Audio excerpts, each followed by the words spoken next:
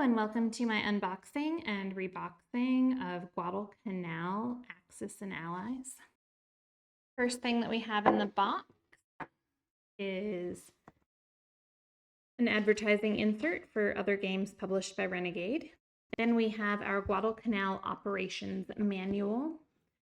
This rules and components guide is 28 pages long. The first thing that we have in the box is a punch board of tokens here. First, we have 20 supply tokens. There are 10 for Japan and 10 for the United States. So the supply tokens for Japan are these 10 right here. And these 10 right here are the supply for the United States. And on the back, they do indeed say supplies to make that extra obvious. We also have two base cards. One is for America and the other one is for Japan. That's Rabaul and New Caledonia. Please forgive me if I do not say these correctly because I am not an expert in this area. They do have the flags on the back for keeping track. You're also less familiar with these. So the American one for New Caledonia looks like this. And the Japanese one, Rabaul, looks like this. Next on our punch board, we have airfield markers. There are 9 airfield markers, 6 over here and 3 here. They look like this. And on the back, they are the other. So they are Japanese on one side, and on the other side, they are American. Next, we have control markers. There are 6 control markers. They look like this on one side and like this on the other. So they're Japanese on one side and American on the other. We also have damage markers to indicate which airfields are damaged. There are 9 of them, and they look like this, these little squares. On the back, they look like this. We also have a first player token, the same on both sides. We have advantage tokens. There are 8 American and 8 Japanese. The Japanese look like this, and on the back, they look like this. The Americans look like this on one side, and on the other, they look like this. There's 2 little squares here, one brown and one green, which is the same color as the different sides. It does say in the list that there will be 2 victory point markers. Okay, these are used for tracking your score on the game board for each team here.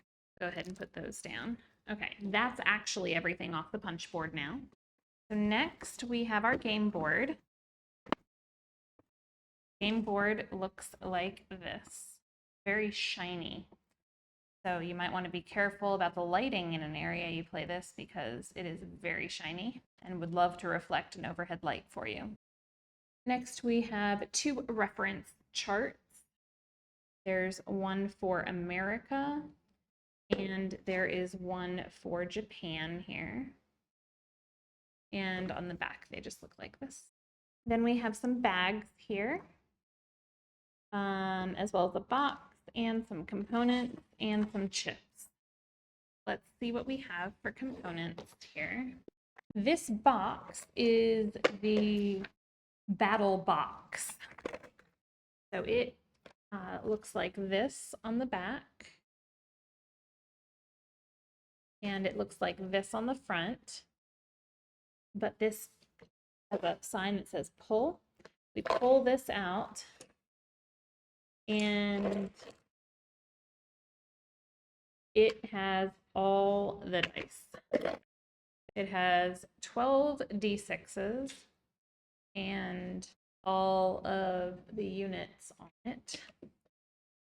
And that slides in here. Now looking at our components here.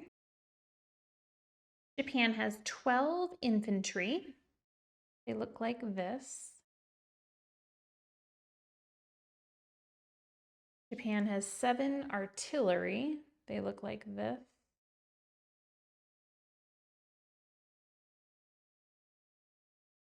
And 6 anti-aircraft guns. They look like this. Japan has 7 bombers. They look like this. And 8 fighters. They look like this.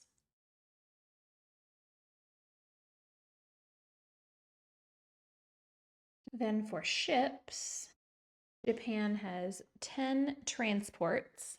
They look like this.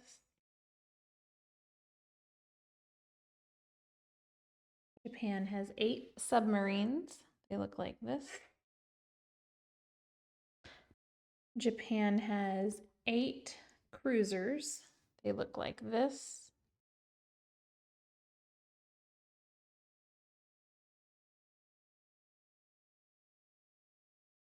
And Japan has 10 destroyers that look like this.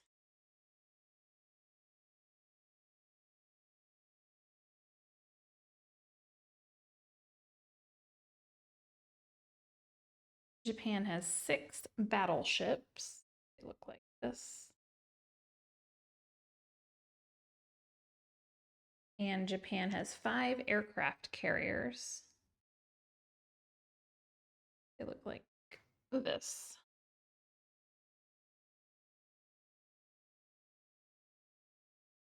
And that's all of the Japan-specific pieces. I'm going to put them back in their bag, but I'm also not going to put them in alone. I'm going to put the player-specific items that came off of the punch boards into the bag with the Japanese pieces, the ones that are specific for Japan, I mean. So we have a score token, and we have our supply tokens, and we have our advantage tokens. I do have extra bags over here, and I'm going to use one of these bags for the damage tokens and the first player token, the airfields, and the control tokens, since those flip over between players. And I'm just going to save the empty bag in case I change my mind after I've played it the first time about bagging something else. But now we're going to look at the US unit. So Japan had a total of 87. The US has 85 pieces. Okay, so the United States has 10 infantry. They look like this. They have 8 fighters that look like this. And 7 bombers that look like this.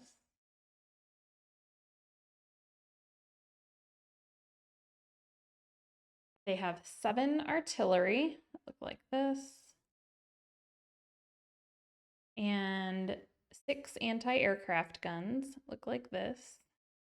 The same amount as Japan. In fact, the breakdown here is the same, except that Japan has 2 more infantry than the United States does. The submarine looks like this. The aircraft carrier looks like this. So there's 8 submarines and 5 aircraft carriers.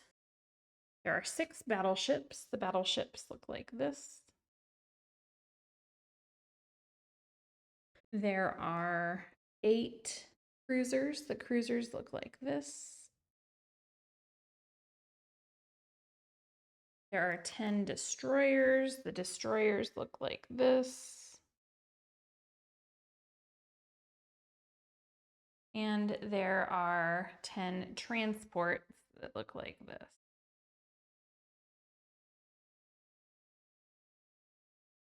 And that's what there is for the American component. Then we also have the 70 plastic chips. There are 10 red and 60 gray, and they are just these super thin, small chips. Like Japan, I'm going to put all the punched out tokens that are specific to America in with the American components here and put those back in here. So then for reboxing, all we have to do is put in our boards here. They slide into the case. It's indented, so they are going to only stay right here in this corner of the case because there's a notch here and a notch here. A little bit more obvious if I tilt it, I think. But I do have these. Do these fit? No, I think these go over. Not really sure what those do. And then we have the game board. And then we will place the rules and the advertising insert back inside. And we have unboxed and reboxed Guadalcanal Axis and Allies. If this video was helpful to you at all, if you would give us a like and a subscribe and come back for more videos. Thanks.